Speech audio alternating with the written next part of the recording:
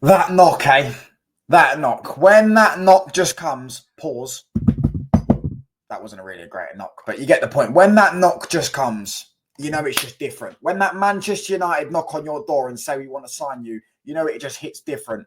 And Manchester United today, quoted by Chris Wheeler, this is the exact words: Manchester United edge closer in agreement with Wolves for forward Matheus Cunha. The knock is different. We're below Wolves in the table, by the way. We're below Wolves in the table. They beat us twice this season. Yet we're about to go nick their best player. The knock is different.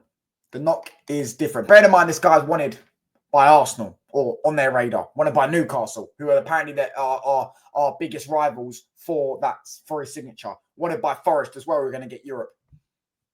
That knock is different. As we get into this, make sure you hit the subscribe button. Make sure you hit the like button.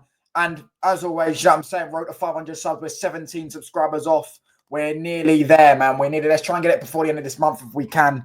If we can, it'll be absolutely amazing. So big up to everyone. Bless up to everyone that's subscribed. And yeah, man, the channel's just been unbelievable this last week or so. We gained over nearly 50 subs. So yeah, we've just been growing, man. And we're on that road to 500 subs. But yeah, let's get into this. So as dropped by Mail Sport, which you do have to take with a bit of pinch of salt because it is the Mail. But however, Chris Wheeler has reported it himself, and Chris Wheeler is actually very credible when it comes to Man United. He does, I believe he's in the press conferences. He has a lot of inside knowledge of Man United. Let's say he's involved with the club. He's in bed with the club, shall we say, pause.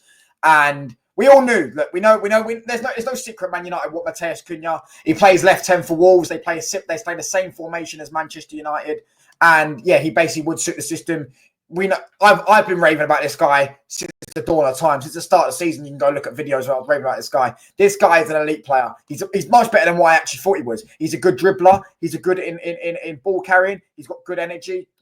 Got good like engine, like up and down. You know what I mean? Defensive work rate, left foot, right foot. Most importantly, as well, he's got that arrogance you need to be a Manchester United player to make that step up from a small club like Wolves or a mid-table club like Wolves and make that step up to the biggest club in England. You need to have that belief. You need to feel like I belong here. I am Manchester United. He's a Manchester United fan as well, so that's probably why he's adamant to join Manchester United and be part of our rebuild.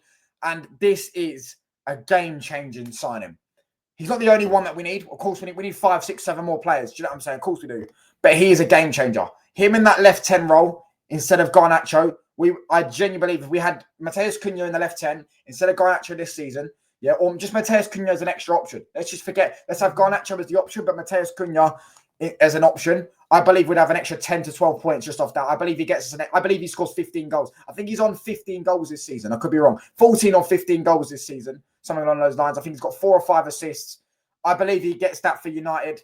I believe he suits Amorim's system, as we all know, is he plays at the left 10 for Wolves. He's an elite. He's got elite attributes, elite finisher, elite dribbler, elite ball carrier. His creative element is not that great. His creativity is more reliant on carrying the ball, as I say, and dribbling the ball. But yeah, that's him as a player. That's why, you know, Man United want him. It's no secret the reasons why we want him, as I just said. It's no secret that we do want him.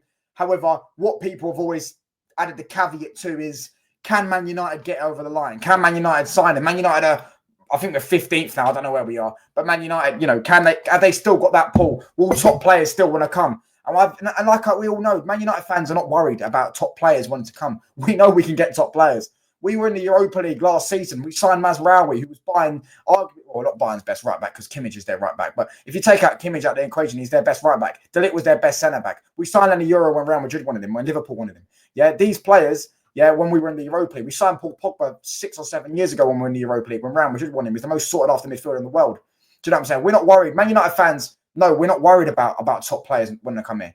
Do you know what I'm saying? When rival fans are telling us no top player wants to join Man United, it's a load of waffle. It's a lie. They just wouldn't understand it. They just wouldn't get it. You just wouldn't get it. And it's been proven here. He is one of the most sought after attacking midfielders this summer. He could start for Liverpool up front and play in that system, play similar to Diogo Jota. He could even start in their 10 in Szoboszlai's role. We could probably Arsenal. I think he wouldn't suit Arsenal as much. It'd definitely suit for Forest for the way they play in the Morgan Gibbs White role and things like that. Newcastle as well. They're looking at him. Apparently, Newcastle, according to Mail Sport, are our biggest rivals for him for his signature. always in our shadow, I guess. Do you know what I'm saying? There's only one United, lads. Who's that team we call United? But yeah, all in all, I'm going to read the article and then I'm going to get onto something else as well whilst I'm doing it. It says here, I'm not going to screen share it because I don't want it to lag. Manchester United are inching closer to agreement with Wolves forward Matheus Cunha over a move to Old Trafford. United will still need to activate the Brazilian 62.5 million release clause, but are hopeful of having terms in place by next month while they still have headroom under profit and sustainability rules. So they're hopeful in agreeing terms by May. That's crazy. That's crazy. Ineos moving quick, bruv. Omar Barada and that moving quick. As Mail Sport revealed, Newcastle United have been the main competition for Cunha's signature. And they were keen to utilise him on the left of their attack, but the 25-year-old looks to have been swayed by the prospect of playing a pivotal role in Ruben Amorim's squad revamp.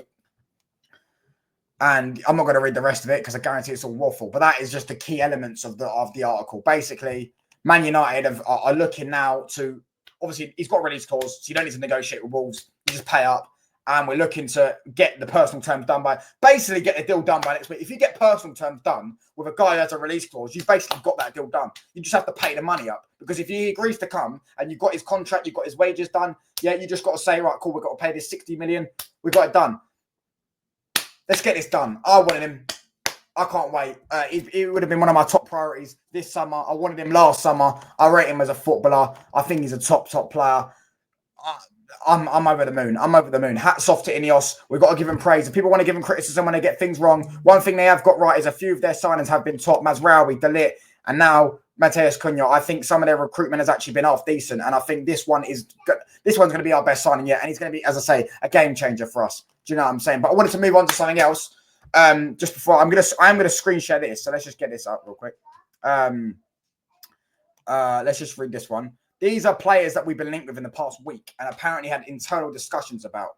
That has come from the same article.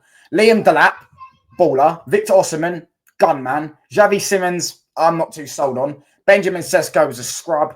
Eze and Semenyo. Eze, I'm not the biggest fan of. And Semenyo, I actually wouldn't mind Semenyo, as I say, but not in the current position he plays in. I'd play him as a wing-back if he joined Man United. I think he'd be a top-quality wing-back. I think if I look at him, the qualities that he's got, I think as a wing-back, he'd actually be a very good wing-back. But yeah, those are the players. So what? 6 players we've had internal discussions on, and obviously plus Matheus Cunha as well, so that makes it 7. So they're the 7 players, which one thing that is music to my ears, that one thing these players all have in common is that they're all fucking attackers. So the Ineos have acknowledged the fact that we need not just 1, probably not even just 2, 3 at least quality attackers. 3 quality attackers that are going to elevate our team. And they've acknowledged that is the main issue in the squad right now. The lack of goals, the lack of creativity, the lack of final end product, the lack of invention, if you will. Imagination. Do you know what I'm saying? Sort of thing. And yeah, here we go.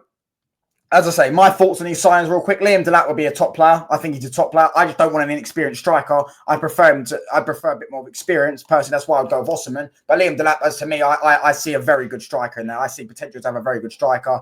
Victor Osimhen, he'd be my main number 1 target for up front. Him or Gyökeres. He's a top player. 20 goal a season minimum. Experience, elite striker. Xavi Simons, I'm not too sold on. Although I do think he would do decent in Amorim's system. I think he's an half-decent player. I'm just not too sold on him being better than the likes of Matheus Cunha, being better than the likes of Cherki, even being better than Ahmad and stuff like that. So I wouldn't be sold on them too.